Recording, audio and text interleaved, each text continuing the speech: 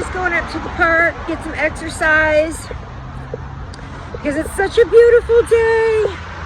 Please don't mind my zit face. I'm quite aware that I'm having a massive breakout, which is not normal for me, but either I got some bad makeup or they're stress bumps. One of the two. Anyways, I did not put any face makeup on today for that reason. I'm letting my skin heal in the air. So, we are on our way up to the park. Gizmo is so excited. He's literally pulling us along, making sure we go to the park and not dip down a side street and jip him to walk in the park, because he gets kind of mad and he'll just stop, plant his foot in the ground and stop and be like, I'm not going any further.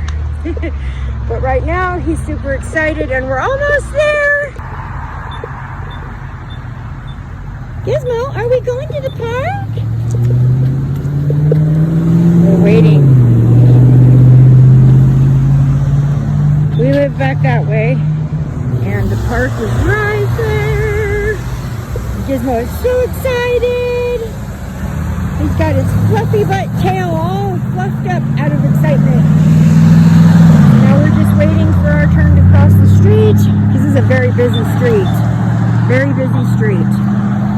Okay. It's taking forever. It's literally taking forever. Yay, we got our little walking guy signal. And that guy has to wait and let us get through first because we have the right of way. So it does a countdown. Telling you how long you have to get across the street. Okay, here we are, Kitsap, South Kitsap Regional Park. One of our favorite places. I was looking on Google Earth the other day, you guys, looking at this park on Google Earth from above, from the top, looking to see if I could figure out where we had gotten lost the last time and just kind of get like an overview of all the trails so it doesn't happen again. This place is huge. It is so much bigger than people realize unless you go on Google Earth and check it out. This place is huge, and when you look at it from above and you look down at all the trails, it is crazy looking, but maybe I'll take a picture of it and stick it in the video. Come on, Gizmo! Let's go visit the trees! He's so excited. Gizmo, where are we? Hey! Gizmo, where are we? He's pulling. Gotta stop and smell the smells, huh, baby? What is it? Oh, okay. Look at his hairy butt. Oh, talk about, it reminds me of that Bob Seger song, I Love to Watch Her Strut. That is so funny. Come on, boo-boo. Okay, pee on the bushes. Let's go. We've been coming down here and doing metal detecting. What way? And let's go this way. And so you can go that way or you can go that way. We're gonna go this way. Anyways, we've been coming down here. Well, once we've come down here and did metal detecting in the park. We went into the big field area out there. Found lots of bottle caps. And we found a lot of stuff that was buried under the ground, different metals and stuff, but we're not allowed to, we're not allowed to dig holes into the field, obviously. So, thank you, Brandon. He wants to go down there. Anyways, that's the field that I went out and practiced, got to know my metal detector on this field out here. It's actually huge. And yeah, like I said, we found a lot of bottle caps. I think there's people that are coming. Nope, they don't have a dog. Anyways, we found a lot of bottle caps and things buried, but we can't dig holes out in the field. So it was just kind of a test run anyways.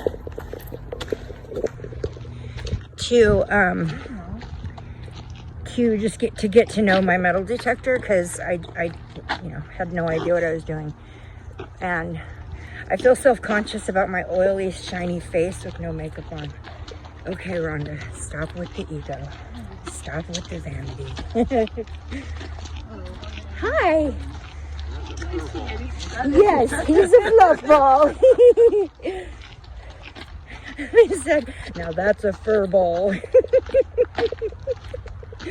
That's the consensus generally. Is him a good boy? Gizmo? Is him a good boy? He loves to hear he's a good boy. Loves to hear he's a good boy. Definitely gets an attitude every once in a while if someone tries to take something away from him, like food.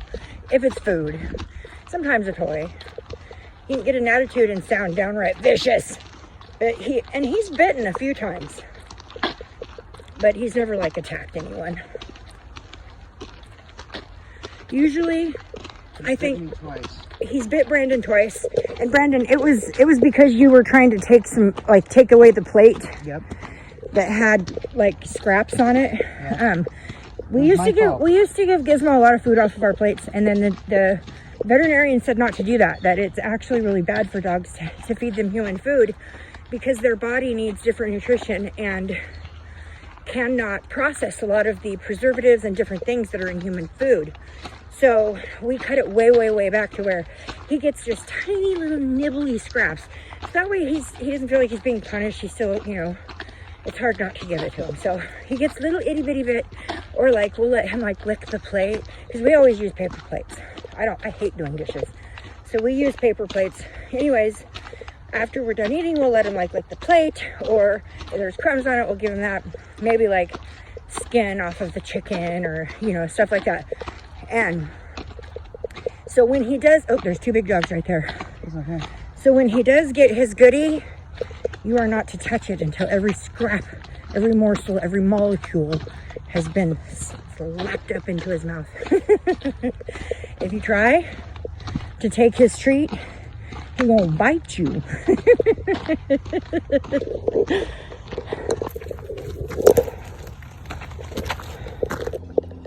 Like my middle son, Wesley. My middle son's name is Wesley Ray. And he is no longer with me. Now I'm gonna clarify that. I have a son in spirit. His name is Joshua. He died when he was 36 days old. And then I have Brandon. And then I had, from my second marriage, I had two children. Their names are Wesley and Tessa. I raised them all on my own for 12 years while my ex-husband was in prison. And when he got out of prison, because he went into prison owing me back child support, about a year after he got out of prison, the state caught up with him. Like, he started working, and the state caught up with him, and he was they automatically started garnishing his wages to pay me his back child support. And I just suddenly started getting child support payments, and by this time my children had all turned 18. So I was very surprised by that, not expecting whatsoever. Never expected to get a dime out of that man. Never. He went into prison owing me child support. I raised the kids the whole time he was in prison by myself, no child support. And I don't have any family, so I did it all on my own. And I mean that when I say that. It was all on my own. I worked hard for my guts out for years. There was a point in time where I had 3 jobs, and I literally slept 2 hours a night, and this went on for years. I had to provide for my children. I was all they had. But when he got out, at first, of course, the kids missed not having their dad, so it was like a new toy. And they were spending a lot of time with him, which, far be it from me to come in between that. That is not my place. So I just, stood back, and I knew they were going to pull back from me a little bit while they got to know their dad. I was hoping that he actually only ended up doing 10 years. But I was hoping that in that time that he would be rehabilitated, or that some changes would take place. He would do some soul searching, and he would make some changes within himself, have some growth take place. But that didn't happen. All he did was build up resentment for 10 years and concoct in his mind. Did you hear that? Yeah, somebody's up there. That was crazy. Anyways, he concocted in his mind a big story that he told my two youngest children when they got out, when he got out of prison. Sorry, there's a bunch of people here distracting me. Screaming going on. Anyway, so when he got out, everything was fine. The kids were spending a lot of time with him, getting to know him. And I didn't know that every time they would go visit him, he was saying these horrible things about me. I tried very hard never to badmouth my ex-husband to my children. I'm sure they heard me say things to other people in passing, but I was always pretty careful about talking about him privately and whatnot. But, you know, kids hear more than we know. So they're not fully aware of everything that happened between him and I, because I never sat my kids down and told them the whole story. I don't feel like it's something you do to little kids. And as adults, I've never really had the chance, because my daughter, my youngest, literally turned 18 right before my ex got out of prison. And when he got out of prison, you know, she kind of pulled away from me and started spending a lot of time with him, which I fully expected. So that was fine. I was going through some really bad health issues at the time. So that's where I was focusing my attention anyways. And suddenly my kids started asking me these weird questions like, Dad said that you were involved with his crimes. And Dad said that you helped him perform those crimes that he performed. I mean, they're not even aware of the whole reason why he's in there, so they don't know what they're talking about. He did, after he went to prison, after he was already there, he was actually extradited back to several different counties where other crimes were revealed that he had been taken part of. Crimes that happened at different times that caught up to him. And we were not together during these times. It's impossible for me to have been involved with his crimes. And honestly, if I was involved with his crimes, the police would know this. They're not stupid. You know, if he is accusing me of these things, there would have to be some kind of proof, and he can't even prove he was in the same space as me during those times. I could prove I was at work. I could prove I was, you know, somewhere else. But anyways, thank God I don't have to do that. It's just, I mean, my kids aren't even giving me a chance to do that. My children firmly believe him, that I was involved in his crimes and that he went to prison for the both of us. And for him doing that, I was supposed to write off any child support he might have accrue while he's in there. So my children believe that I was part of his crimes and that he did the time for both of us, and that I reneged on the deal by taking child support payments from him after they caught up with him. And although I tried to, you know, tell them the truth and explain things to them and show them that this can't even be possible, they have chosen to leave my life. And my ex-husband resumed a relationship once he got out of prison with my ex-best friend, who was my best friend for 16 years. We raised our kids together while he was in prison. She started pen paling him behind my back. And on Christmas Eve night, right before he was released, she contacted me to say, hey, Merry Christmas. Guess what? Ray and I are together and he's getting out soon and he's gonna move in with me.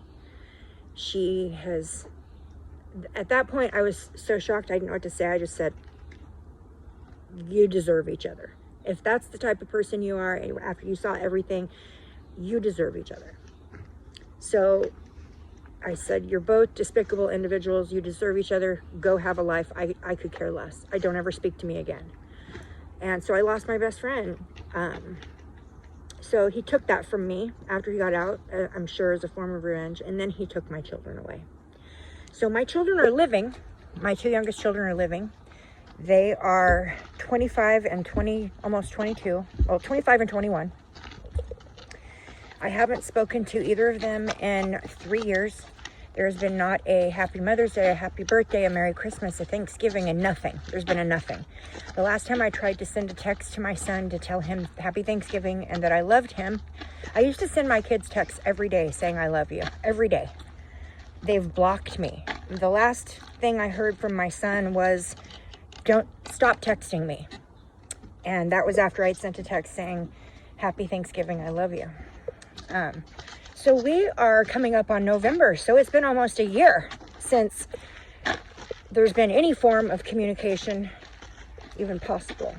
But the point of my story, so when I say that my children are no longer with me, what I mean is they have left my life completely. It's the hardest thing ever, because when you lose a child to death, like I did with Joshua, my baby that died, you get, I mean, the pain never goes away, but you get a form of closure. But when you lose your children in the world and they're still alive and they're out there somewhere, you don't get closure. And it's the worst. It's the absolute worst. And then this little baby Quentin's face popped up on my news feed. You guys. Sorry. Quentin looks exactly like my son at that age. Exactly. I'll put pictures in to show you guys. So it's been a case that I've been completely avoiding because of that. It's so triggering.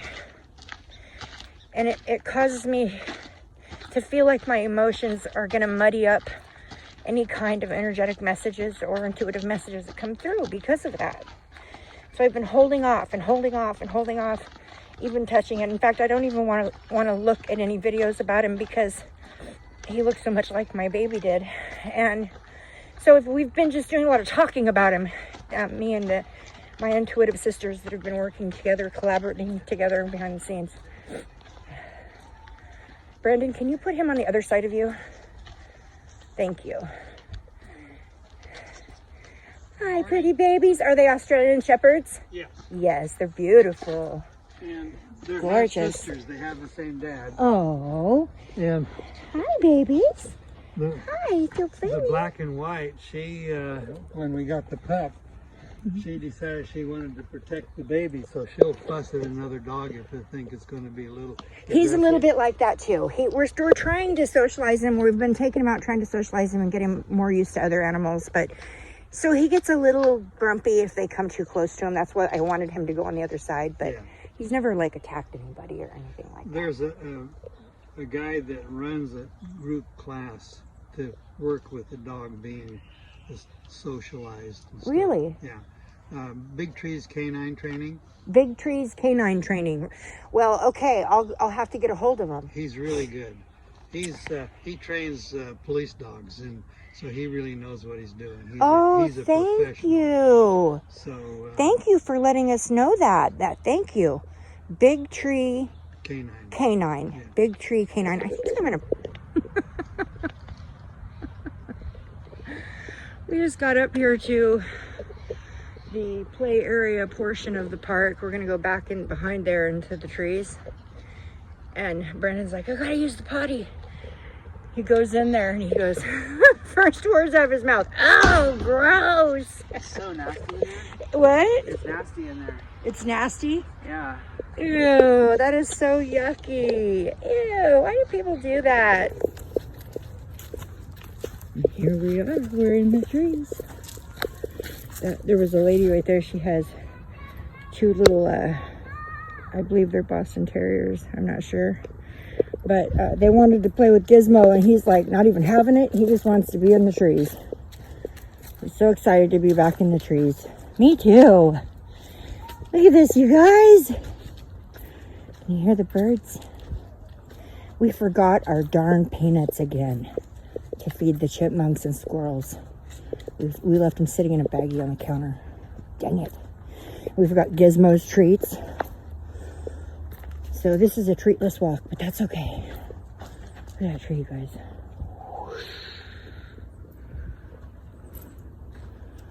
I love it in here. So you guys, I'm coming back to do later on I plan on doing when I get done with this walk, and you know, do nourish my body and do a little bit of meditation. I'm going to try to do a reading on Quentin, the little 20-month-old baby that's missing. For me, it's really a hard case.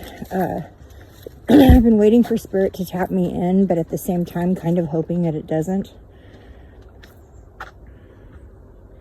He's healing himself right now.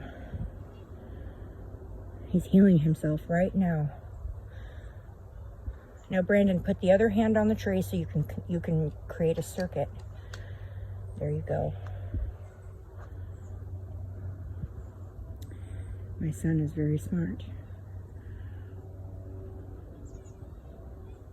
I'm so proud of him. Anyways, so That's your drink. I know. So with Simon,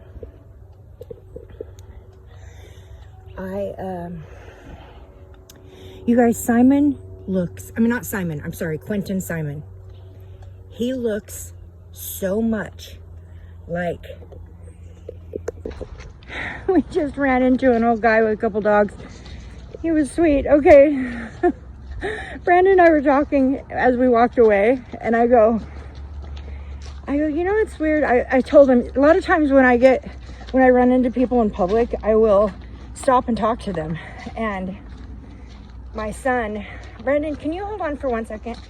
I think I need to take my jacket off because I'm really hot. I had to take my coat off because I am sweating, which is the whole point, right? Holy cow. Okay, it's hot. Anyways, I was saying, so as we're walking away from this guy, I told Brandon, I said, thank you, because you're doing so much better as far as, he used to get really irritated at me because I always stop and talk to people. Like, I feel like I live in this world. I live in this world, so I'm going to be part of it. Oh my gosh, what is that?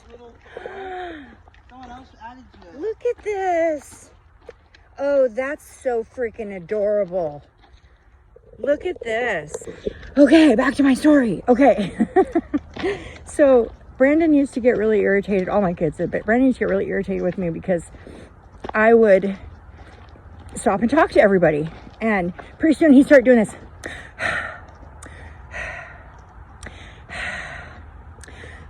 And thinking that he was being subtle and throwing me the message of, come on now, Mom, let's go. You're done talking. Which I, of course, ignore. Well, one day I told him, I said, Brandon, stop that. Other people can see you doing that, and it makes them feel like, you don't, uncomfortable, I'm sure. Like, they're not worth my time or something. Don't do that. So, and he's like, well, I didn't even realize I was doing it. Yeah, right. Anyway, so he said I told him, I said, thank you, because I can see you putting in an effort. You didn't do any sighing at all the whole time I was talking to that guy, and I was talking to him for a long time.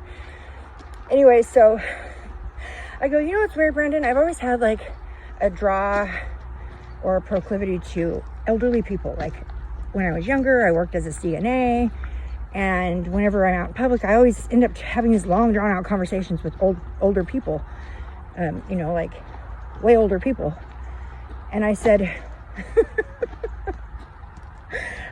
the dumbest thing. And I can't stop laughing at myself.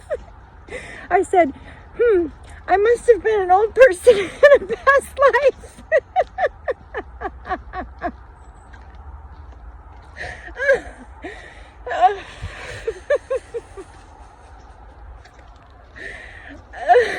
You think? You think maybe I was an old person in a past life? Probably a few hundred times. Oh, anyways, I cracked myself up. Let's go, Gizmo. Let's go. Let's go, Gizmo. Let's go. Let's go, Gizmo. Let's go. Pee on the tree. Let's go, Gizmo. Let's go. Let's go. No, let's go. Let's go right. Let's go, Gizmo. Let's go right. I just want to go back over to that one spot where we found the rock last time. And it was down this way. Wasn't it? We found a lot of rock. Natalie, I just found another freaking rock in the park. It is another freaking alien. Natalie, I just found another freaking alien rock in the park. And it says, "Let's go, Brandon," on it. That is the third one. You are kidding me. The last time we came to the park, we found a stone just like this, only it had 2 aliens on it. And it said, "Let's go, Brandon, 2022. This one just says, "Let's go, Brandon, vote." This is the third one we've found in the park that has my son's name on it. And we were just walking down the trail talking. And I go, "Oh, I was really hoping that I would find a rock today." And I turned my head and looked at the tree and instantly saw this. My intuition is on fleek today. Okay, we're heading home now. I'm gonna go have some lunch. And then I'm gonna go sit down and do some meditation and see if Spirit will let me work on Quentin's reading. So anyways, thank you guys for joining us on our walk today. This was a fun one. And I love you guys. Namaste.